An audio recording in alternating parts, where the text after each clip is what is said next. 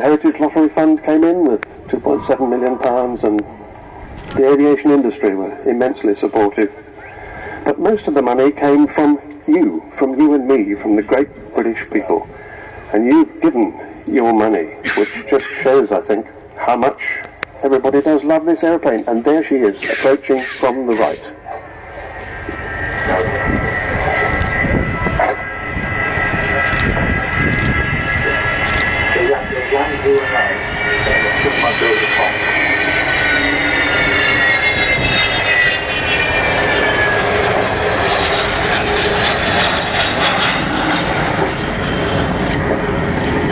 Now, if you were expecting a very loud noise from the Vulcan, well, she can sneak up on you as well. But when they turn on the taps on those 4 big Olympus engines, I think you'll probably hear.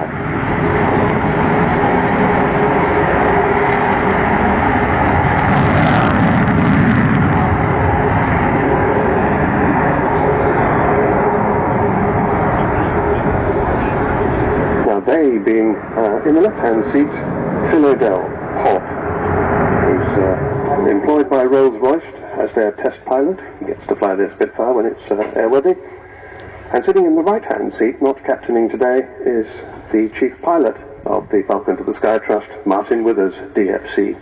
Yes, that Martin Withers, the one who flew Vulcan 607 down to the Falkland Islands 30 years ago this year and dropped 21 1,000-pound bombs on Port Stanley, 2 of which hit the runway. And that's about par for the course for World War II dumb, unguided bombs. So Vulcan coming back in towards us. As I say, this is her first display. They've not had many practices at this, so they're doing pretty much the same as they did last year.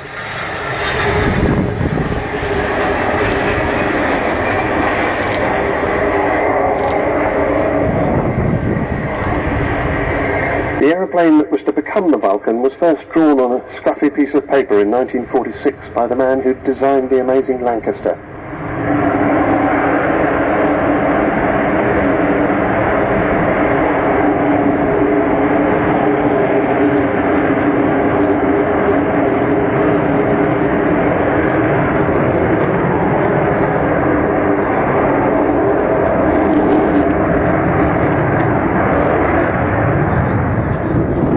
So he was thinking about this amazing aeroplane 5 years after the Lancaster first flew. It's quite extraordinary. And she eventually flew in 1952, by which time, sad to say, Roy Chadwick, the great Lancaster and Vulcan designer, had died in an aircraft crash. But his work was taken on by Stuart Davis. And so 11 years after the Lancaster flew, this aeroplane flew. But you might think they came from different centuries.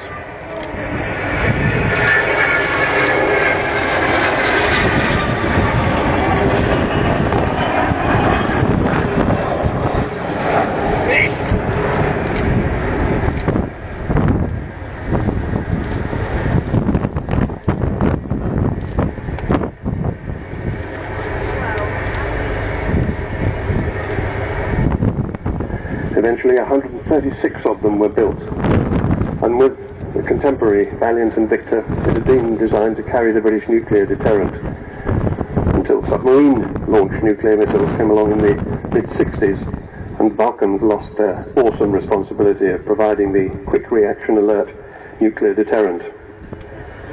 And when they did that, they changed their colour. They'd been brilliant white anti-nuclear flash, and they changed to this camouflage scheme, becoming low-level operating conventional bombers, although still capable of nuclear weapons. And of course it was in that role that they carried out this Falklands raid 30 years ago, which was at the time the longest bombing raid in history, 7,760 miles, which is further than from here to Santiago in Chile.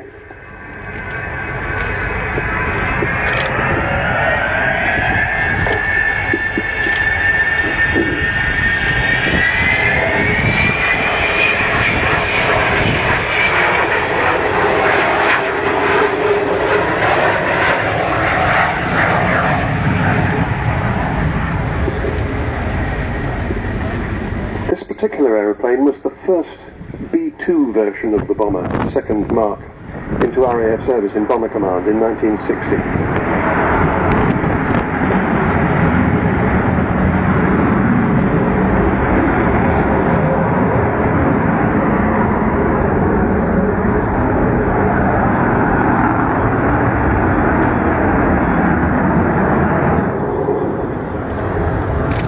mentioned Martin Withers sitting in the right-hand seat and Phil O'Dell sitting in the left-hand seat. The third man of the crew is the Air Electronics Officer, Barry Macefield, very important man in the Vulcan crew. He runs all the electrics. It was sometimes known as the electric bomber, very complicated electrics in the aircraft.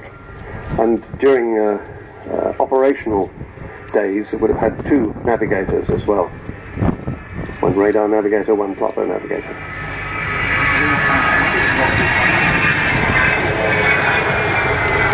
Bomb doors open. There you can see where those 21 1,000-pound bombs fit. That's what she was designed to do.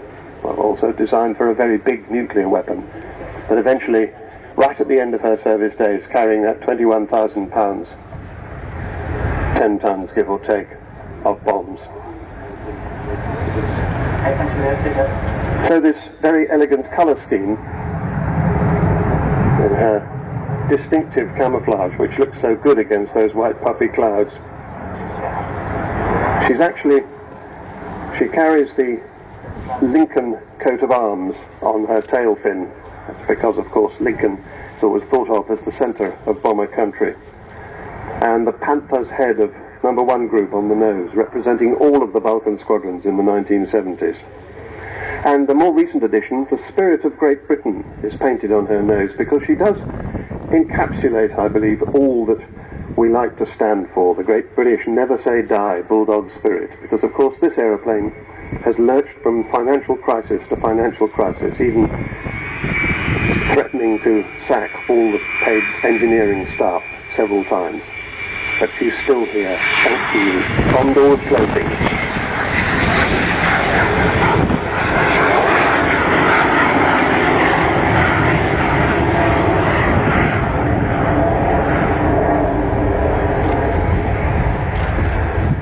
So we talked about the two saviours of this aeroplane, David Walton, who bought her originally, and Robert Fleming, who has stayed as the boss of the Vulcan to the Sky Trust and done an absolutely unbelievable job that nobody thought could be done.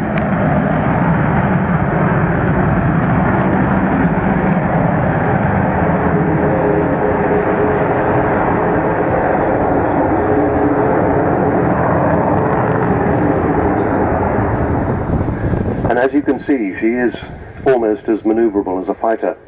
In fact, in the very early days of her displays, at the very early Farnborough days, the first time she was ever seen in public wasn't very long after her first flight, and the great Rowley Falk, the test pilot, rolled her completely round in a small barrel roll that looked pretty much like a slow roll.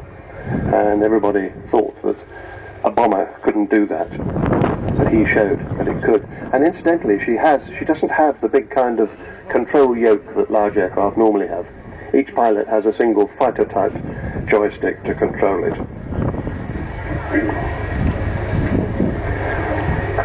Well, I've been going on about the money, but it really is important. She still needs it. And when she's down, she will be positioned by the Vulcan Village in the Cold War exhibition off to the right-hand end of the display line. You'll be able to pick it out because she'll be there. You should please go down to the Vulcan Village and make yourself known. They'll be really happy to see you. All sorts of good things to buy and ways of supporting this magnificent aeroplane, doing a low, slow, wheels down fly past.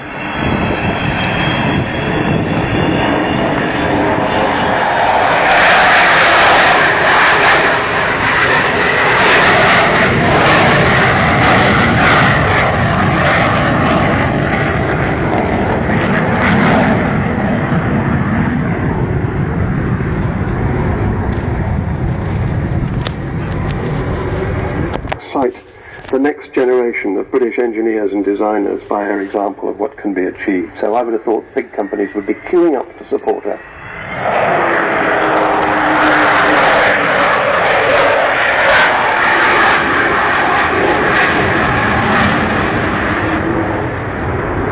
And there it was. If you've not heard it before, that was the famous Vulcan howl. All sorts of theories as to why that happens. I don't think anybody really knows. But anyway, it's a unique Vulcan sound with the 4 Rolls-Royce Olympus engines, about 16,000 pounds of static thrust each. So she's going to land from the left She's going on the downwind leg at the moment, and Twitter and Facebook and all those things. So we're doing our best to keep her in front of the public eye and keep her going. We look forward to her performing for the rest of the season and indeed celebrating Her Majesty's Diamond Jubilee with every display that she does.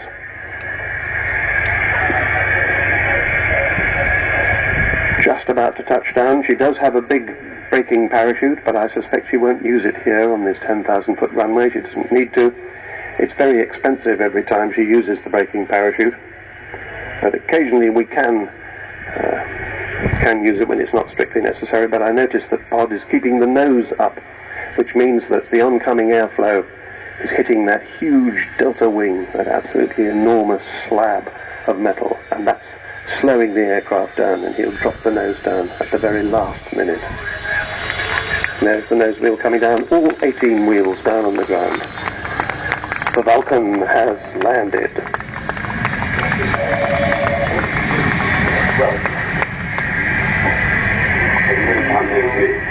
And am I happy to see her? Well, sure, like the MiG-29, the Vulcan, an aircraft which has such a tremendous presence, doesn't it? Yes, the Americans used to call her the aluminum overcast because the sky goes dark when she flies over. But actually, she's only about the size of a small Airbus airliner.